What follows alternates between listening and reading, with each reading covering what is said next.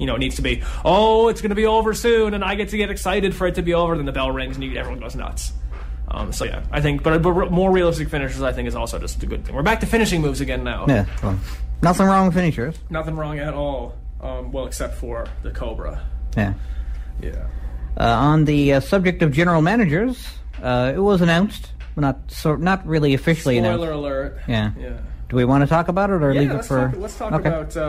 My man, Booker T, general manager of SmackDown. Shucky ducky quack quack. General manager of SmackDown. Kind of a, I don't know if I say obvious, but makes sense, right? Yeah. He's basically the spiritual successor to Teddy Long, as far as I'm concerned. I see his role, his time as general manager as being very similar to Teddy Long, except that he might have a few more matches, which is fine. I think Booker T is still worth watching in the ring. He's still exciting. Spinneroonie, I mean, you got to throw that out there at some point. Yeah. Should he stay as a commentator? Well, that's the other thing. Are they going to segue him off commentary now? Because if they do, that's going to open up a spot for somebody, whether it's a Scott Stanford or a Matt Striker, or a whoever they got. I mean, I don't know who really they have in reserve for commentary anymore. Josh is already on SmackDown. Yeah. I think that's something they need to start thinking about is who's going to be the next big commentator, because Cole's going to be around probably for a little bit longer. King will be gone half soon, but Booker T won't be around much longer. Like, they need to, because right now, what's Josh Matthews' character is? He's the commentator, right? And a backstage interviewer. And a backstage, he's Josh Matthews. He's the kid who cried on the first season of Tough Enough.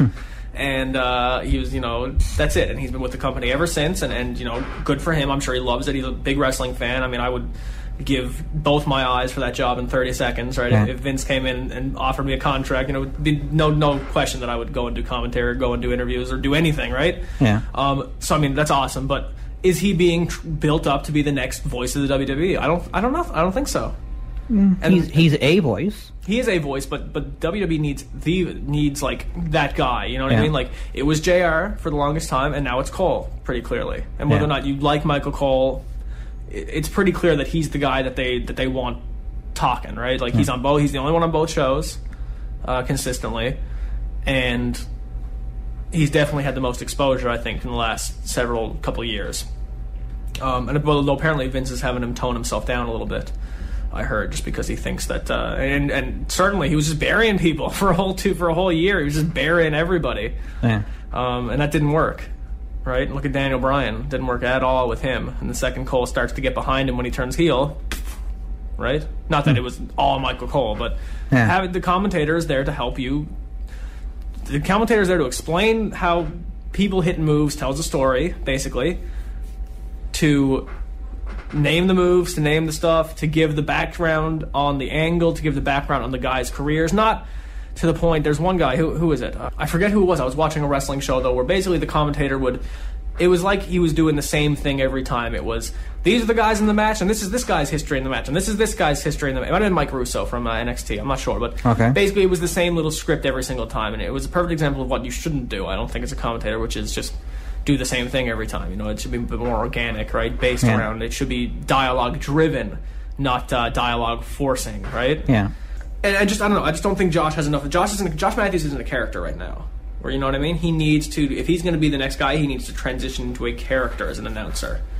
And I don't know if the announcers, I don't know if Vince is going to come up to him and say, you need to be this character from now on. I think that he might just be waiting to see something. Because from what I hear, commentary is one of the things that Vince scrutinizes the most during the shows, during the live production. He is in those guys' ears the entire time, telling them what to do. Because Vince did commentary, right? Yeah. So he's probably very comfortable in that role, and is very comfortable with what he perceives to be good commentary and bad commentary, and is, I'm sure, not afraid to let somebody know when it's good or bad. I mean, you just look at the commentary desk; it's been a revolving door. Yeah. The only two consistent commentators for the past 5 years have been Michael Cole and Jerry Lawler. JR's been gone forever. Mike Adamle was there for a bit. Who else do we have? Mick Foley, JBL, Taz, yeah. Matt Striker. Who we were talking about last week. Yeah.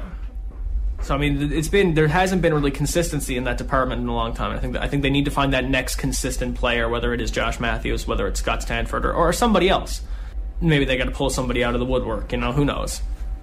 How did we get into that talk? How did we start talking about the commentators? Booker T is general manager. That's right. Yeah, it's SmackDown. So I mean, I see Booker T as sort of. It seems right now they were thinking about even not having a general manager for SmackDown, which tells me that SmackDown is just going to sort of continue to tread water as just the B show. They're not going to be doing anything exciting. I don't see Booker T filling a role any more in depth than Teddy Long did. You know, just, hey, playa, you're going to go one-on-one with the Randy Orton tonight. Like, just making matches with heels against Orton, making matches with heels against Sheamus. Just very, very traditional stuff. I don't really see much more than that. It's probably just going to be like the face of, or whoever's really in charge, and it's like, we're telling you to do this. And none of them really, I'm guessing none of them had any real authority, did they? Maybe Eric Bischoff the general did, maybe. managers? Oh, no, never. They've never actually controlled any of the show. They're on-screen personalities every single time. Eric Bischoff was strictly, and I know this for a fact, was strictly hired as an on-screen personality. They were not. I heard. I don't know who said it, but somebody said like they would never give Eric Bischoff control of anything in WWE after what they saw him do to WCW when he came in. They said it's because we want you on screen. And that was it, right? Okay. I figured if either of them had any authority, it might have been him, but... No. I think it's just Vince, maybe Stephanie did because she was head of creative, right? But, you know, I think it's all almost 100% Vince is what we see, right? Yeah. The writers write stuff, Vince modifies it. What we see, though, is Vince what Vince McMahon wants us to see, which is a problem. I think it's one of the biggest problems in the industry right now. I don't think... Someone from our level needs to get in his ear, basically. I think it should be. I mean, how's a good comedy show written? Do you know, like they sit in a room where they all have their little office and they just write and they all get together and they talk and they do a writer's room and ideas are gonna, because creativity is not just one dude sitting down and writing. You know, it is, but that's not. For TV, that doesn't work very well. You need consensus. You need other opinions. You're playing to a huge audience. You're not playing to just the guy who's interested in this field of book reading, right? Yeah. You're playing to whoever can tune the TV on and flip to this channel at any time. You know, you need multiple opinions. So you need a writer's room. You need people who are open to other fields of thought, right? And Vince McMahon is certainly not I wouldn't call Vince a particularly strong wrestling mind anymore. For 2012, he's terrific business, but for 2012, I wouldn't call him a wrestling mind. And most people agree Vince isn't a wrestling guy. He's a TV guy, and he's a movie guy, and you know he's sort of been struggling to take what his father created and basically said, this is what you're going to be doing, and he's been struggling to make that into something that is more, he feels, I guess, is more legitimate than professional wrestling. Well, there's many things that are more legitimate, but deliberately. I don't know about that. I think in terms of the entertainment industry, in terms of athletics, I think it's right up there. I think it's stigmatized so severely because of the few squeaky wheels that we've seen over the years. And sure, the Benoit thing is a big red mark on that report card. But things happen. Ben Roethlisberger, Michael Vick. Those guys aren't they don't have the cleanest records on earth either. You know what I mean? Like people make mistakes. Athletes especially make mistakes all the time because they have tons of money and they have pain, injuries, emotional duress, stress, long travel schedules. They have reasons to do bad things in terms of substances. They have reasons to do bad things in terms of their actions. They have the money to dogfight, whatever it is. It's just, I think wrestling is overly stigmatized for being wrestling. Because I think if you look historically in all the... Kobe Bryant. Yeah. Bringing it full circle. Kobe Bryant, you know what I mean? Yeah. There's squeaky wheels in every single industry, especially in athletics and especially in TV and film. And I think wrestling, just because it's the aggressive one that everybody's on steroids, it's fake, all these stigmas, everything just gets blown out of proportion. But legitimate. I will stand by that. One last topic, I guess. Hopefully we can talk quickly enough on it before you gotta go. Yep. I've heard some people bantering it around, and I was wondering what your opinion would be on it. Should Chris Benoit's legacy in wrestling be erased for what he did? Entirely, you mean? And that's, because we're at 5 years, right? Yeah. The 5-year anniversary is... This past couple of months, yeah. Or it would have been on a Sunday, right? Yeah. Sunday or Monday, because he would have won the ECW title if he hadn't done it. Should it be... this is where I'm coming from. Chris Benoit was my favorite wrestler. Yeah. The day that he, did all that, he was my favorite wrestler. Okay. I woke up in the morning, I heard the radio from my bedroom, Chris Benoit kills his wife and family. And I said, uh-oh. Actually, I first found out when I tuned into Raw and saw a picture of him, and I said, oh, no, I know exactly what happened to him. Because I saw the Eddie Guerrero tribute show. Yeah. And then there's crying interviews of, Edge and CM Punk and whatever, and it's like, oh, I know exactly what happened. He's dead. Because, I mean, you know, Benoit, you could tell Benoit was crazy. You know, he looked crazy. He was a crazy guy. Should his legacy be erased? I mean, the tricky thing with that is just he has quite a legacy. He has 20 years in the business. He's a Royal Rumble winner. He's a world champion. He's wrestled almost literally everywhere. He's wrestled in pretty much every major company that existed at the time in the last... I mean, he wrestled in New Japan, he wrestled in All Japan, he wrestled in ECW, WCW, and WWF/E. Yeah. Like, he's been everywhere. He's been all around. I think that they need to understand that, you know, what Benoit did was done because of medical issues, right? Yeah. Because of... And you know what? It's I'm sure steroids did play a part in it. I'm sure that headbutts and concussions played. You know, I don't think it's because a lot of people are very quick to say it's all steroids. A lot of people are very quick to say no, steroids had nothing to do with it. A bit too defensively. I think it's probably somewhere in the middle. It's somewhere between where the truth usually is. Yeah, exactly. Yeah, it's somewhere it's floating out in the middle of those two feelings. I mean, I think it shouldn't be erased just because I'm a fan, and I think that it's just not. I think it's maybe not an overreaction. What he did was terrible, and it should never be condoned. And no one should ever pretend that it should be condoned. And I don't think any rational person would ever assume that just because they acknowledge the fact that Benoit won the 2004 Royal Rumble on the website or something, that all of a sudden they're, you know, gratifying what he did or saying, oh, it's okay, we don't care anymore, it's been 5 years. You know what I mean? Yeah.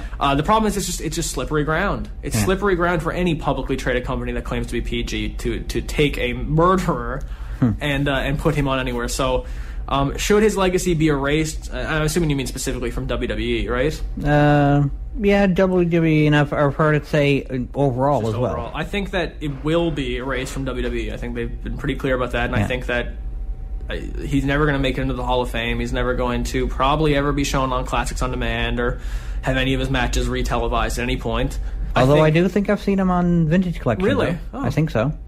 I would hope that in a few years' time... they did the Best of 7 with Booker T. With Booker T for the US. For which one? For WCW, okay, for the TV title.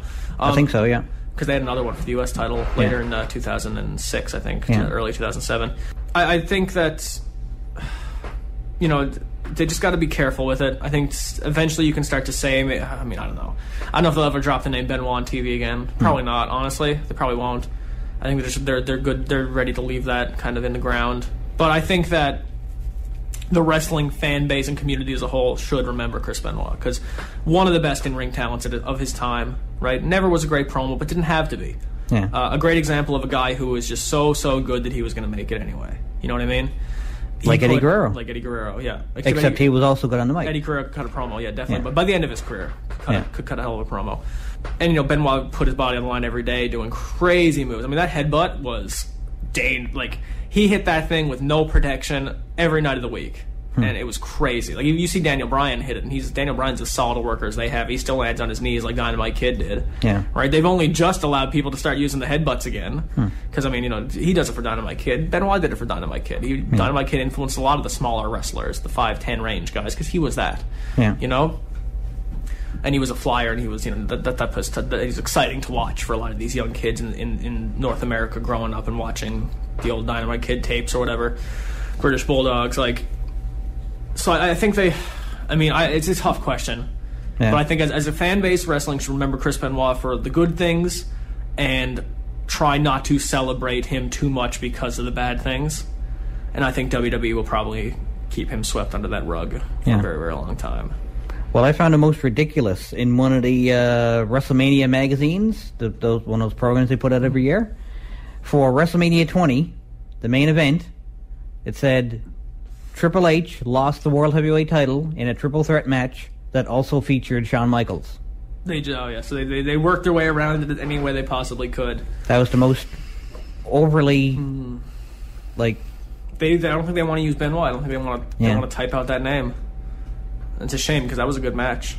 One of my favorite moments in wrestling was Triple H. The very end of that was my favorite. Triple H tapping out, the bloody face. Benoit flips him back. Triple H is almost to the ropes. Benoit flips him over in the crossface right to the center of the ring. Shawn Michaels is through a table on the outside, not anywhere nearby. Like, you know, it's a great moment. And then him and Eddie come in the ring together.